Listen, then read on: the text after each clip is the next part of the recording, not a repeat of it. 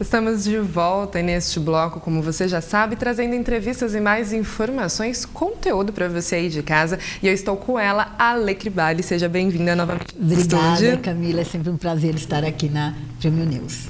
Bom, vamos falar novamente sobre organização, como organizar, mas um tema especial hoje, né? Sim. É o tema de volta às aulas, como se organizar aí com os estudos, com esse retorno às aulas. É isso mesmo, aproveitando, né, que as mães agora essa semana voltaram às rotinas, eu vou falar um pouco sobre como que você organiza o espaço do seu filho, a vida do seu filho, para que ele tenha, né, crie uma autonomia, para que ele melhore o desempenho na escola, tá? E aí eu vou dar algumas dicas, a gente vai seguindo essas dicas para que você possa ir colocando em prática na sua casa à medida do possível, tá? Então a primeira coisa que eu falo, gente, é sobre o espaço, né? Qual é esse espaço que o seu filho está fazendo a lição? É na sala, sentado no sofá de qualquer jeito, né? Vendo TV, às vezes, Camila, lá almoçando e fazendo lição, ou numa mesa qualquer. Então, é super importante você ter um espaço. Hoje em dia, os quartos, né, quando você tem como fazer, você faz uma escrivaninha, Sim. né? Então, faça aquela escrivaninha, mas deixe ela livre, pense em cada detalhe. Por quê? É importante que ele tenha um espaço e que ele saiba que aquele espaço é o espaço do estudo, porque o cérebro vai entender isso, que às vezes que ele sentar ali, o seu filho, ele vai estar preparado para estudar. Prestando atenção, né, naquele momento e não se desviando a atenção, né, desviando a atenção para outras coisas, porque você tem um espaço, você tem um local próprio, né, porque quando você não tem, acaba realmente, tem que ter uma disciplina muito grande, né, às vezes a gente vê até no trabalho, quando a gente trabalha em casa, não rende tanto, porque qualquer coisa nos tira a atenção, Verdade. né. E falando em espaço ainda, é importante que você tenha uma cadeira confortável. Você pense como vai ser essa cadeira, quanto mais ergométrica ela for, melhor, né? Você, que seja do tamanho do seu filho, então veja se ele está com os pés no chão, confortável. Dê uma olhada também na iluminação, isso faz grande diferença, sabe? Às vezes a criança fica até com problema de visão por conta disso, porque o ambiente, a iluminação do ambiente não é apropriado para o estudo. Então, ele acaba não podendo enxergar bem e aí isso vai desmotivando o estudo. A criança, quando ela tem uma distração ou quando ela não tem um ambiente propício para estudar, é óbvio que ela vai desviar. Tudo é mais fácil, melhor, né? Tudo é mais legal, né? Mais legal.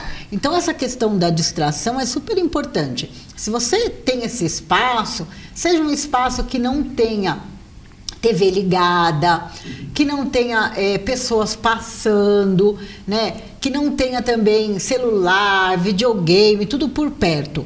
Deixe esse momento realmente para o livro e para o caderno. Porque os estudos ainda estão assim, né? Hoje a gente estuda com livro e caderno. É óbvio, quando ele vai crescendo um pouco, seu filho já se torna adolescente, ele tem outros recursos, né? De estudar pelo computador, ver vídeos, que são recursos também muito interessantes. Mas enquanto ele for pequeno, tenta criar esse hábito, né, de estudar apenas com livro e caderno. Você tem que estar sempre supervisionando isso, né, principalmente quanto menor, mais supervisão, para que ele crie esse hábito, né? Então, ele criando esse hábito, ele vai levar esse hábito para o futuro, né? Eu acho que hábitos bons a gente vai levar para o futuro e depois repassar isso. E seu filho vai com certeza ter melhor desempenho escolar, tá? Outra dica é ter tudo à mão, tá? Sabe aquela criança que senta para estudar e fala, mãe, o lápis, aí você vai atrás do lápis. Pai, a caneta. Não, já deixa tudo preparado, o caderno, o livro, a caneta, a borracha, tudo ali no esquema, né? Tudo certinho. Sem desculpas. Sem desculpas para ele ter que levantar, tá? E estipule também, gente, um horário para estudo. Hábito a gente cria, né? Então, eu lembro, Camila, quando eu era criança, que a minha mãe era super radical. Eu chegava em casa, eu nem tirava o uniforme, eu já tinha que fazer a lição de casa. No começo eu achava aquilo super, ai meu Deus, eu quero descansar, tô cansada, acabei de sair da escola, né? Mas com o tempo eu fui ver que era um hábito muito bom, Porque eu chegava ainda com a cabeça da escola, né? Ainda já com tudo ainda aqui fresquinho, né? Sentava, fazia a lição e depois eu ia me divertir, tomar banho, comer, me divertir. E foi um hábito que foi criado e que eu levei mesmo para a vida, sabe? Então, isso de hábito, de você ter uma hora certa para estudar, não precisa ser radical como a minha mãe foi, né? Logo depois que chega. Você pode tomar banho, almoçar, mas ter aquele horário, porque o cérebro vai entendendo que esse horário é o horário para você descansar. Outra coisa boa, isso também para criança, mas mais para adultos, é você ter um objetivo de estudo claro, né? Quando você sentar, você pensar, eu vou estudar matemática e eu vou estudar, sei lá, a página de 20 a 25. Você estudar realmente essa página.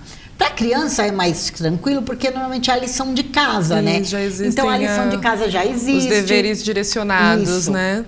Então, você já tem tudo direcionado.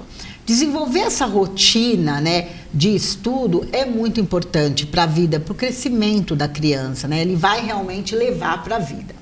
Outra coisa também, gente, para as pessoas maiores, talvez até para as crianças, ter um intervalo, sim, de 3 a 5 minutos, depois de pelo menos uns 25 minutos estudando. Porque se você coloca a criança sentada para estudar meia hora ou 40 minutos sem parar, crianças um pouco maiores, que têm a prova e tudo mais, você vai ver que ela vai ficar cansada e vai começar a se distrair até às vezes com o próprio lápis, sabe? Batendo o lápis, né? Não precisa nem ter outro tipo de distração. Então, você determinando isso, né, de que, olha, 20 minutos, eu faço uma pausa de 3, levanto, vou ao banheiro, vou tomar uma água, vai fazer o seu cérebro oxigenar e estudar melhor ainda. Então, essa pausa é importante sim, porque você vai retomar, né? Você retoma com o seu cérebro mais oxigenado. É isso. Depois eu trouxe aqui mais algumas ideias que são, por exemplo, dê atenção ao sono, né? Gente, isso é importante e isso é muito comum, tá acontecendo bastante de crianças que não têm hora para dormir, né?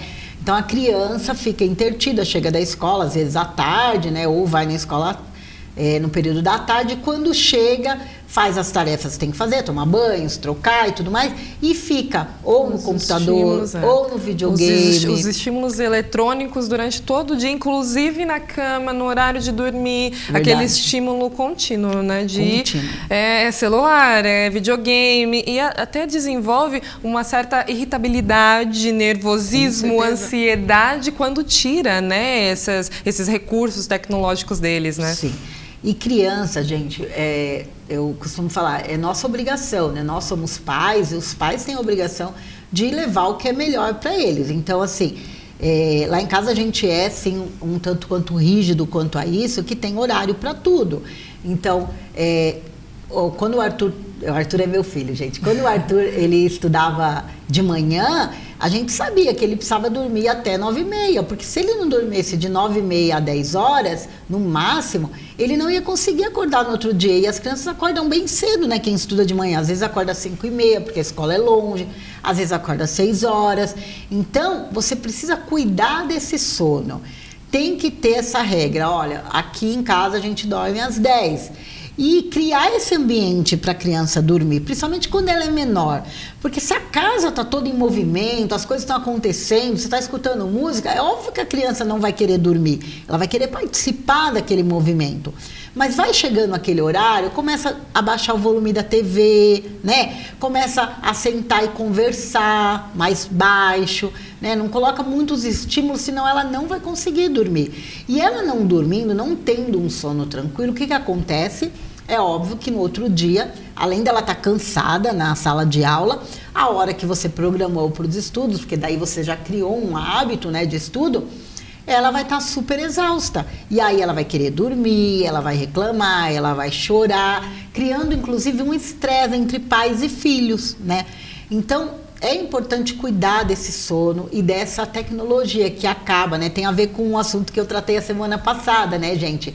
Dos ladrões de tempo, né? Então, Preste atenção também no seu filho, quanto que ele está vendo de TV, não que é para ele deixar de ver, mas é para ele ter esse controle, e esse horário de dormir é muito importante.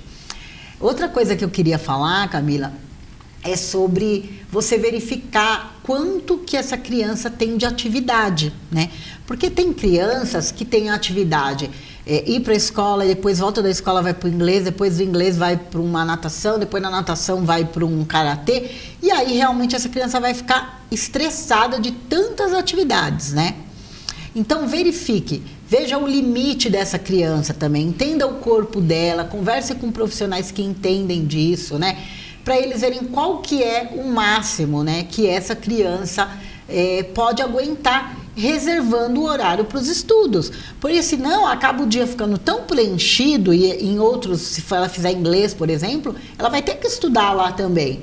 Então você vai ter que ver o que cabe dentro da agenda do seu filho, programar, de novo a organização entra, né? Vamos programar isso, fazer um planejamento, né? Planejamento financeiro também para isso, mas principalmente de não sobrecarregar aquela criança, porque senão ela fica realmente muito estressada. E respeitar, eu acho que o limite de cada um, né? Porque às vezes nós queremos também ensinar tanto ali os nossos filhos, colocá-los em diversas atividades e também não respeitamos ali o tempo, a carga, né? Porque uma pessoa é diferente da outra, né? Temos que respeitar o tempo, né? Sim. E realmente, às vezes colocar a criança para fazer tudo o dia inteiro, chega em casa exausto e também perde aqueles momentos familiares, o momento de estar com o pai, com a mãe quando chega em casa. De brincar, né, de brincar, porque está ali totalmente cansado, quer deitar e dormir, né? E você acha, Lê, que essa parte realmente de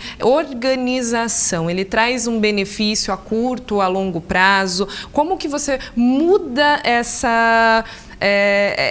esse hábito, né? Como mudar isso? Porque vai ter muitas resistências, né? Sim, como você permanecer também firme, né? Para conseguir implementar um novo método, uma nova vida, um novo estilo de vida, né?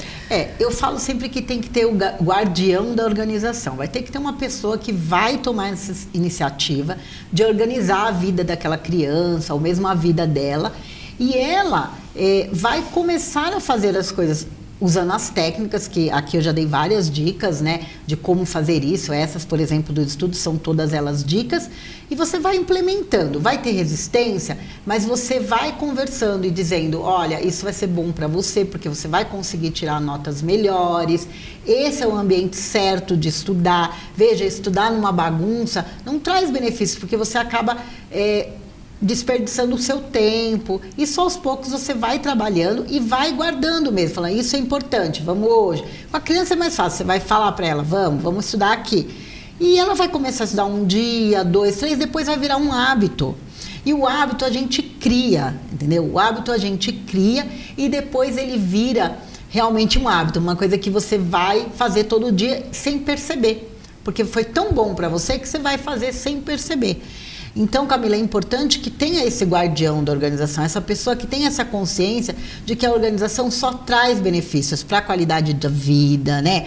Para você ganhar mais tempo para fazer outras coisas. Porque se você tem um horário determinado de estudo, você sabe que é só aquilo. Porque se você estuda de qualquer jeito, você vai perder mais tempo estudando. Porque a criança vai ficar estressada, aí começa a brigar, começa a xingar, a mãe já não dá conta, aí vai chamar o pai, aí o pai não dá conta, aí chama a mãe de novo, e fica essa confusão. Quando você cria essa metodologia mesmo de estudo, você consegue aos poucos tirar todas essas interferências que poderiam levar mais tempo. Então, é isso. Ale, o exemplo dos pais também é importante, muito. Porque não é só também você colocar ali, impor uma nova regra, se os próprios pais ali também não fazem daquilo uma importância também para a vida, você tá certíssima. Um exemplo claro é, por exemplo, livros, né? Tem muitas mães que falam, eu leio, mas meu filho não lê. Ou, meu filho não lê, só que ela também não lê. Eu, por exemplo, li a vida inteira, gosto de ler muito, meu filho sempre viu lendo, comprei vários livros, mas ele lia muito pouco, só os livros da escola. E de uns tempos para cá, ele começou a ler, ele começou a gostar de ler. Então, às vezes demora muito tempo, né? Mas você, dando o exemplo, você vai ver que ele está captando aquilo. Ele está vendo, olha, ela lê, é bom, olha quanto que ela fica compenetrada ali, ela tem aquele tempo para a leitura. E faz também a criança ser mais centrada, ter concentração. Então, o estudo também, tanto a leitura quanto o estudo, faz a pessoa ser mais concentrada para poder lidar com as coisas da vida, né? E aí a última coisa que eu queria falar é que tudo isso, gente, faz a criança criar autonomia, né? Reduz estresse, sim. Veja lá se é o pai que tem mais jeito para lidar com aquela criança ou se é a mãe. Se for o pai, ele também tem que entrar na jogada, ele também tem que ajudar. Então, faça desse momento de estudo um momento especial para que a sua criança possa aí ter um desempenho melhor na escola. Bom, Ale, muito obrigada. Obrigada por essas dicas, assim, que são cruciais, né? Dicas que a gente às vezes parece simples, né? Mas não são. Tem que ser aplicada de pouquinho em pouquinho, que melhora ali toda a vida, né? Sim, com certeza. Se tiverem dúvidas, me procure no @organizando que eu falo para vocês. Beijo. Muito obrigada, Ale. Camila. Bom, Prime News fica por aqui. Eu agradeço muito a sua atenção e eu espero por você na próxima edição. Até lá!